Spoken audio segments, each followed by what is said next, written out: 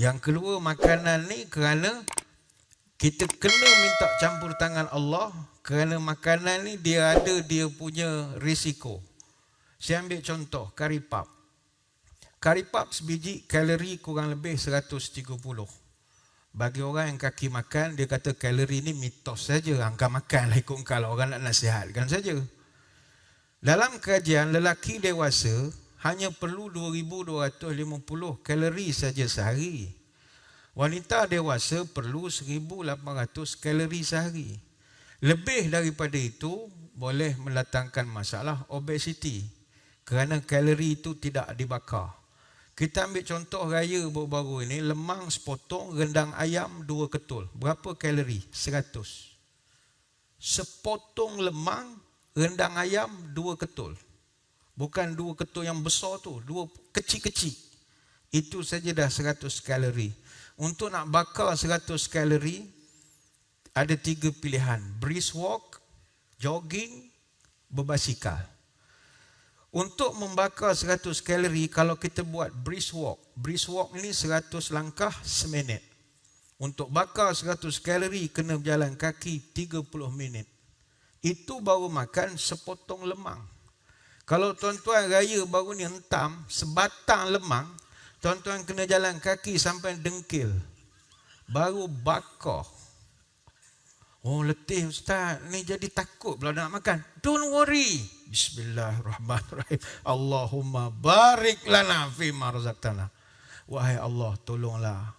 Makanan tuan rumah dah sedia, takkan saya tak makan. Sunat hukumnya meraihkan makanan tuan rumah. Sunat. Baik tu ada setengah orang tak betul cara dia. Bila pergi rumah orang, dia pantang macam-macam. Bila tanya awak tak makan, saya tasawuf. Tasawuf memang kurang makan. Tak betul.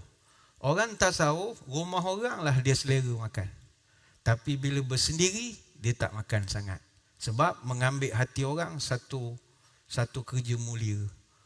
Tuan rumah rasa berbesar hati. Mi goreng dia buat satu kawah itu, separuh kita makan. Suka dia. Kita nyandar begini dah. Aduh, tapi dia happy. Maka ini sebagai contoh saya bawakan, kalau makanan itu tidak ada keberkatan, dia datang mudarat. Oh, saya ustaz, saya tak makan lemang, saya makan kuih raya saja. Tuan-tuan, almond London, tak nenas, itu semua 50 kalori. Untuk bakar 50 kalori, brisk walk 15 minit, baru sebiji. Kalau sebalang, berapa jam kita kena berjalan. Saya ingat sampai Genting Sempah lah tuan-tuan kena jalan. Itu pun kalau tak makan kat McD. Makan McD lagi, tambah jalan kaki sampai ke Kelang pula.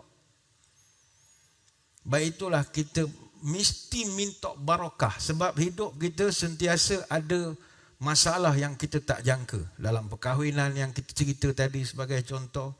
Dalam kehidupan nak keluar rumah. Apa sahaja mesti minta barakah daripada Allah. Itu sebab sesuailah satu doa yang paling kerap kita baca dan kita hafal. Yang dipetik dari surah Al-Baqarah ayat 201. Rabbana atina fid dunya hasanah wa fil akhirati hasanah wa qina azabannar. Wahai Tuhan, berikan aku segala keberkatan dan kebaikan di dunia, berikan aku segala kebaikan dan keberkatan di akhirat, dan jauhkan aku daripada dibakar api neraka. Ini doa semua orang hafal. InsyaAllah orang hafal. Dan orang Melayu paling suka doa ini. Sebab doa ni doa makan kiri kanan. Dia tak perlu nak detail sebab dia dah sebut semua kebaikan. Baik itu kalau dalam majlis tahlil, kadang sedap mengenakan jemaah ni. Kita Tok Imam orang jemput bawa tahlil, baca doa panjang. Orang kita doa ni dia malas. Doa letak atas peha semua. Tapi saya tengok bila sampai Rabbana atina semua angkat. Oh, mana kata nak habis dah doa ni. Oh, bagi dia Rabbana ni doa nak habis doa. Sebab lepas ni makan kenduri lah kita. Lauk dah sejuk. Imam ni panjang pula baca Yasin mendayu-dayu lagi. Jadi bila Rabbana, oh semua tegak balik. Tu kalau saya beritahu anak buah masa di masjid, Awak buat kenat sikit. Lepas Rabbana tu sambung pula doa lain. Biar dia pandang sama dia. Sudah tukar kah? Sudah tukar kah? Orang kita suka doa ini. Kata ulama yang dimaksudkan hasanah fid dunia dan juga hasanah fil akhirah, kebaikan di dunia ada 14. Pertama yang kita nak keberkatan adalah dapat taufik hidayah daripada Allah. Yang kedua, diberi faham tentang masalah agama. Yang ketiga, ada peluang untuk buat kerja baik, buat amal soleh. Bagi tuan-tuan yang dah puasa 6, itu dapat peluang tu melakukan kebaikan. Ada orang tak dan pun, tak sempat. Mungkin dia tak larat, faktor sosial, banyak majlis, tak diberi kesempatan. Yang keempat, dapat ilmu, dan ilmu tu ilmu yang manfaat. Ilmu ada banyak, ada yang manfaat, ada yang tak manfaat. Yang kelima, tanda kebaikan dunia dan barakahnya kata ulama adalah dapat isteri yang solehah. Isteri solehah mustahak. Sebab saya melihat di sekeliling, kalau kita dapat isteri yang kurang baik, payah nak berjaya dalam kerjaya. Jangankan kerjaya yang hebat-hebat. Nak jadi jemaah masjid pun payah kalau isteri tak beri kerjasama. Tuan-tuan balik ofis sampai di rumah dekat maghrib, semayang di rumah tak dan ke masjid, insya' nak pergi masjid. Dapat isteri yang menteri pertahanan, kerjanya saya tahan je. Nak pergi mana? Nak pergi masjid lah semayang. Keluar lagi. Daripada pagi balik maghrib ni keluar lagi. Tak nak duduk rumah. Kita terus semayang tepi katil lah kitanya. Kita suami bertakwa, takut bini tua, semayang tepi katil. Tapi kalau dapat isteri penggalak, lain. Itu yang jenis naik motor berdua tu. Gede. Saya merata pusing ke masjid, saya menengok kalau mana-mana jemaah yang isterinya pun kaki jemaah masjid juga, kebahagiaan mereka tu terselah. Sebab dia balik sekali apa semua. Tapi masalah kalau datang sekali, time kenduri lepas ceramah, dia tak boleh lama, dia kena balik pada muka. Sebab dia berdua.